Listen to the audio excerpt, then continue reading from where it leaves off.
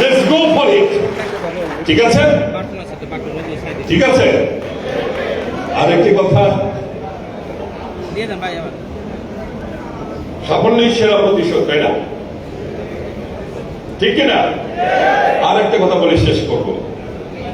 আমার ভাই বক্তব্য দিবে, মামুন ভাই বক্তব্য দিবে। আর একটা কথা, নানা ষড়যন্ত্র চলছে, নানা ষড়যন্ত্র চলছে।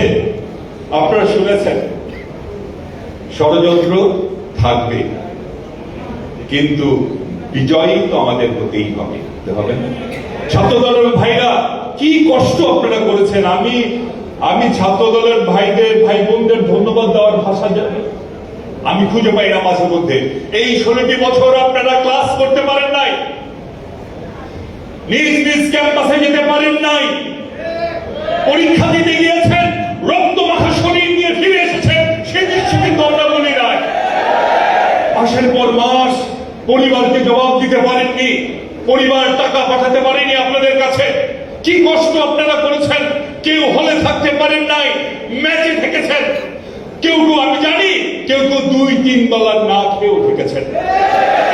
এত কষ্ট করেছেন, কিন্তু আপনারা রাজনীতি ছেড়ে আসেননি, বিএনপিকে ছেড়ে যাননি, আন্দোলন থেকে পিছু হটেন নাই। আপনারাই হচ্ছেন জেনুইন যোদ্ধা।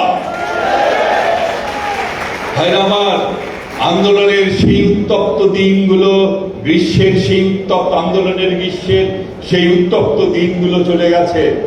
এখন কিছুটা শীতের স্নিগ্ধ দিন এসেছে। শীত, শেরির একটা কবিতার 2টা লাইন আমার খুব প্রিয়, 2টা লাইন বলি আপনাদের। If winter comes, can spring be far away.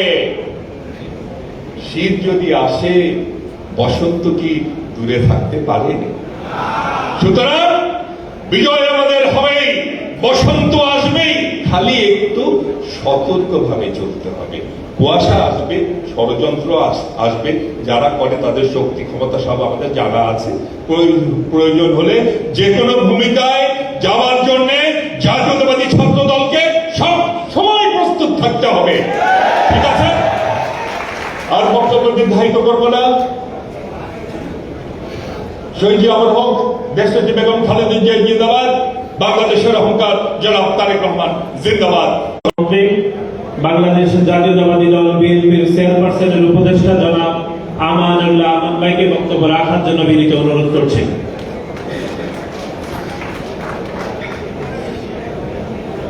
বিসমিল্লাহির রহমানির রহিম। বাংলাদেশের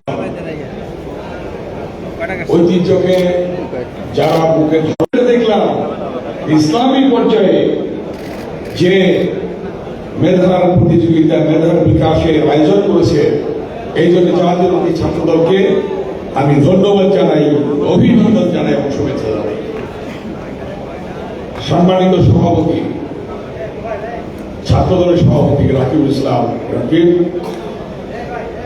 এবং একটু আগে বিএনপির সংগ্রামী যুগ্ম মহাসচিব, মেধাবী ছাত্র নেতা ছিলেন, বিস্তারিত সমাজ সম্পর্কে বলেছেন। আমি যদি বলতে চাই, অনেক কথা বলতে হবে।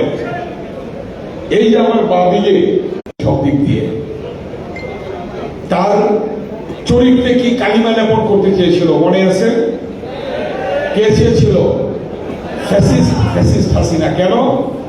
উনি পা ধরে রাস্তার মধ্যে হেসড়ে নিয়ে যাচ্ছে এই শেখ হাসিনা, সেটা কিন্তু সে বলেনি তার কথা।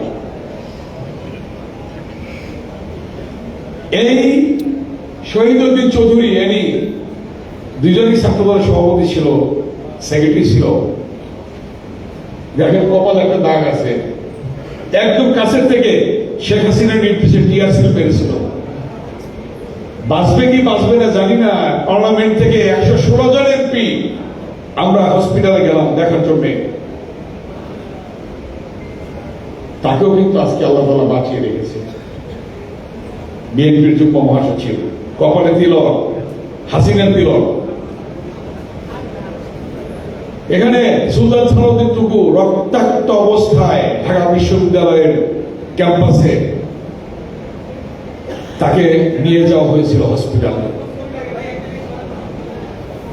এবং ছাত্রদলকে আজকে এমন একটা যোগ্য জায়গায় যাকে দিয়েছে এবং ছাত্রদলকে নার্সিং করার জন্য দেখার জন্য এমন একজন মেধাবী ছাত্র নেতাকে দিয়েছে কেন্দ্রীয় সহসভাপতি এবং মেধাবী জিএস ছিল 90 সাল, আমি যখন বিপি তখন সে জিএস এফএসএল ছাত্র সংসদের ছাত্র বিষয়ক সম্পাদক যারা রাকিবুল ইসলাম বকুল এবং সাধারণ সম্পাদক